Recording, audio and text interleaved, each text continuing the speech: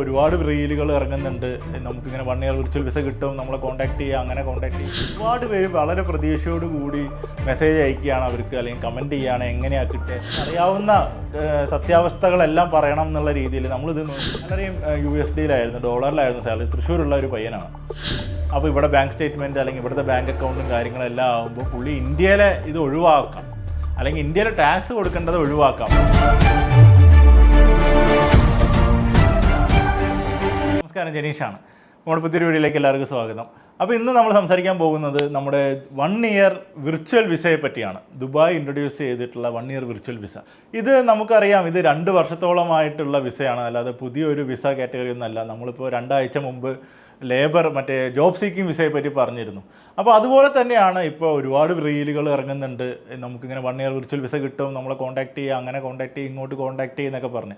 പക്ഷേ ആ പറയുന്ന വീഡിയോയിലൊന്നും ഇതിനുള്ള ക്രൈറ്റീരിയ എന്താണ്, അല്ലെങ്കിൽ എങ്ങനെയാണ്, അല്ലെങ്കിൽ എങ്ങനെയുള്ള ആളുകൾക്കാണ് ഇത് കിട്ടുക എന്ന് എക്സ്പ്ലെയിൻ ചെയ്യുന്നില്ല.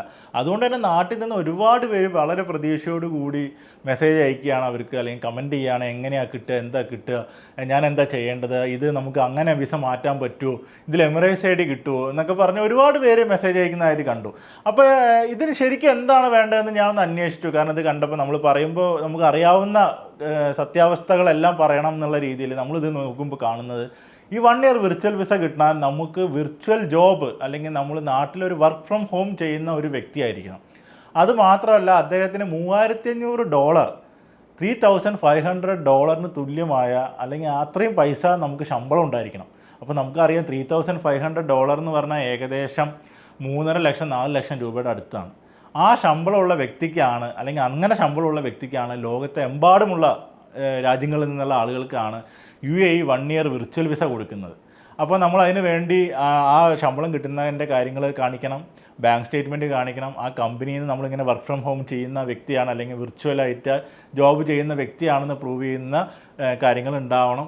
അതെല്ലാം വെച്ച് നമ്മൾ അപ്ലൈ ചെയ്യുമ്പോഴാണ് നമുക്ക് ആ വിസ കിട്ടുന്നത്. അപ്പോൾ എൻ്റെ ഒരു ഫ്രണ്ട് ഈ വിസയിൽ 1 വർഷം മുമ്പ് ദുബായിൽ വന്നിരുന്നു. പുള്ളി ശരിക്കും ഒരു IT പ്രൊഫഷണലാണ്, പുള്ളി ഒരു വെബ് ഡിസൈനറാണ്. അപ്പോൾ പുള്ളി നാട്ടിൽ ജോലി ചെയ്യുന്നത് ഒരു പുറത്തുള്ള ഒരു കമ്പനിക്ക് വേണ്ടിയായിരുന്നു. അപ്പോൾ അദ്ദേഹത്തിന് സാലറിയും USDയിലായിരുന്നു, ഡോളറിലായിരുന്നു സാലറി. തൃശ്ശൂരുള്ള ഒരു പയ്യനാണ്. അപ്പോൾ അദ്ദേഹത്തിന് ഈ വിസ ഇങ്ങനെ ഇവിടെ നമുക്ക് എന്താ പറയുക, നമുക്കിപ്പോൾ അറിയാം പലതരം വിസകളിപ്പോൾ ഇവിടെ ഉണ്ട്. അപ്പോൾ ആൾക്ക് UAE റെസിഡൻസ് കിട്ടാൻ വേണ്ടി ആളൊരു സ്പോൺസർഷിപ്പ് വിസയോ അങ്ങനെ എന്തെങ്കിലും നോക്കാം എന്നുള്ള രീതിയിൽ നിൽക്കുമ്പോഴാണ് ഈ വിസയെ പറ്റി അറിഞ്ഞ് ഈ വിസ എടുത്തത്. അങ്ങനെ പുള്ളി ഈ വിസ അപ്ലൈ ചെയ്തു, പുള്ളിക്ക് ഈ വിസ കിട്ടി. അങ്ങനെ പുള്ളിക്ക് അപ്പോൾ അതുകൊണ്ട് ഗുണം എന്താണെന്ന് വെച്ച് കഴിഞ്ഞാൽ, പുള്ളിക്ക് ആ ജോലി ഇവിടെ ഇരുന്ന് ചെയ്യാം.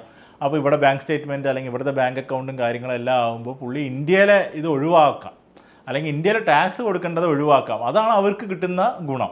അപ്പോൾ ദുബായിക്ക് എന്താണ് അതുകൊണ്ട് ഗുണം എന്ന് പറഞ്ഞാൽ, ഈ വ്യക്തി ഇവിടെ വന്ന് നിൽക്കുന്നു, ഇവിടെ ഫ്ലാറ്റ് എടുക്കുന്നു, താമസിക്കുന്നു, അല്ലെങ്കിൽ ഇവിടുത്തെ ഒരു ഇതുമായിട്ട് അവർ മുന്നോട്ട് പോകുന്നു. അപ്പോൾ അവർക്ക് വീട്ടിലിരുന്ന് ചെയ്യാം, അവർക്ക് ഇവിടെ ദുബായിൽ എവിടെയായാലും അവരുടെ ജോലി ചെയ്യാം.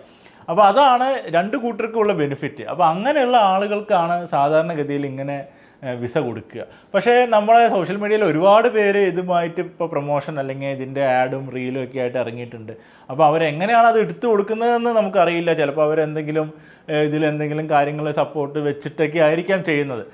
പക്ഷേ എന്തായാലും നിയമം ഇങ്ങനെയാണ്. നമ്മൾ വിർച്വൽ വിസ എടുക്കുന്ന ആളുകൾക്ക് $3,500 അല്ലെങ്കിൽ $3,500 തുല്യമായ തുകയുള്ള ഒരു ജോലി നാട്ടിലുണ്ടായിരിക്കണം. അത് വിർച്വൽ ചെയ്യുന്ന ജോലി ആയിരിക്കണം, അല്ലെങ്കിൽ വർക്ക് ഫ്രം ഹോം ആയിരിക്കണം. അങ്ങനെയുള്ള ആളുകൾക്ക് പാസ്പോർട്ടും വിസ പേജൊക്കെ, പാസ്പോർട്ട് കോപ്പി ഫോട്ടോ ഒക്കെ കൊടുത്തു കഴിഞ്ഞാൽ അത് കിട്ടും. അല്ലാതെ നമ്മൾ വെറുതെ പാസ്പോർട്ട് കോപ്പിയും ഫോട്ടോയും കൊടുത്തു കഴിഞ്ഞാൽ ഈ വിസ കിട്ടണമെന്നില്ല. അതുപോലെ തന്നെയായിരുന്നു നമ്മൾ നേരത്തെ പറഞ്ഞ ജോബ് സീക്കർ വിസയുടെ കാര്യം. ജോബ് സീക്കർ വിസയും അതുപോലെയുള്ള യൂണിവേഴ്സിറ്റിയിൽ പഠിച്ച ആളുകൾക്കോ അല്ലെങ്കിൽ അതുപോലെ കഴിവ് തെളിയിച്ച ആളുകൾക്കോ ഉള്ളതാണ് ജോബ് സീക്കർ വിസ. അല്ലാതെ നമുക്ക് ആർക്കും അപ്ലൈ ചെയ്യാവുന്ന, നമ്മുടെ നാട്ടിലെ ആർക്കും അപ്ലൈ ചെയ്ത് വരാവുന്ന ഒരു വിസയല്ല ജോബ് സീക്കർ വിസ. അത് നമ്മൾ തുറന്ന് പറയണം. കാരണം നമ്മൾ ഇത് പ്രതീക്ഷിച്ച് നാട്ടിൽ ഒരുപാട് പേര് കാത്തിരിക്കുന്നുണ്ട് ദുബായിലേക്ക് വരാൻ വേണ്ടി. അപ്പോൾ ഈ വിസിറ്റ് വിസയൊക്കെ ബ്ലോക്ക് ചെയ്ത് നിൽക്കുന്ന ഈ സമയത്ത് ഇങ്ങനൊരു വിസ ഉണ്ടെങ്കിൽ പിന്നെ വേറെ പേടിക്കാനില്ലല്ലോ. ഞാൻ ജോബ് സീക്കർ വിസയിലാണ് വരുന്നത്, വിസിറ്റ് വിസയോ ടൂറിസ്റ്റ് വിസയോ അല്ല എന്ന് പറഞ്ഞ് തന്നെ വരാമെന്ന് കരുതി നമ്മുടെ നാട്ടിലെ ഡിഗ്രി കഴിഞ്ഞ് നിൽക്കുന്ന പാവം പിടിച്ച പിള്ളേരെല്ലാവരും ആ ഒരു തെറ്റിദ്ധാരണയുടെ പുറത്ത് നിൽക്കും. അപ്പോൾ അങ്ങനെ നമ്മൾ ആൾക്കാരെ തെറ്റിദ്ധരിപ്പിക്കരുത്. ശരിക്കുള്ള കാര്യങ്ങൾ പറഞ്ഞു കൊടുക്കാനായിരിക്കണം നമ്മുടെ വീഡിയോസും റീൽസും എല്ലാം ചെയ്യേണ്ടത്. ഇതിൽ തന്നെ ഒരുപാട് ഇപ്പോൾ ഞാൻ പറയുന്ന കാര്യത്തിൽ തന്നെ ഒരുപാട് ലൂപ്പ് ഹോൾ അല്ലെങ്കിൽ എന്താ പറയുക, ഒരുപാട് കാര്യങ്ങൾ ചെറിയ വ്യത്യാസങ്ങൾ ഉണ്ടാവും. എന്നാലും നമ്മൾ പറയുന്നതെല്ലാം റെഗുലേഷൻസ് പ്രകാരം ഇപ്പോൾ നമുക്ക് നിലവിൽ അറിയുന്ന കാര്യങ്ങളാണ് നമ്മൾ മാക്സിമം പറയാൻ ശ്രമിക്കുന്നത്. അപ്പോൾ അതാണ് വിർച്വൽ വിസയുടെ കാര്യം. അപ്പോൾ മറ്റൊരു വീഡിയോ ആയിട്ട് പിന്നീട് കാണാം. നമ്മുടെ വീഡിയോസ് ഇഷ്ടപ്പെടുകയാണെങ്കിൽ നമ്മളെ സബ്സ്ക്രൈബ് ചെയ്യുക, ഫോളോ ചെയ്യുക. നമ്മൾ നേരത്തെ അറിയില്ലെങ്കിലും കുറച്ച് വൈകിയായാലും നേര് മാത്രം പറയാനായിരിക്കും നമ്മൾ ശ്രമിക്കുക. ബൈ.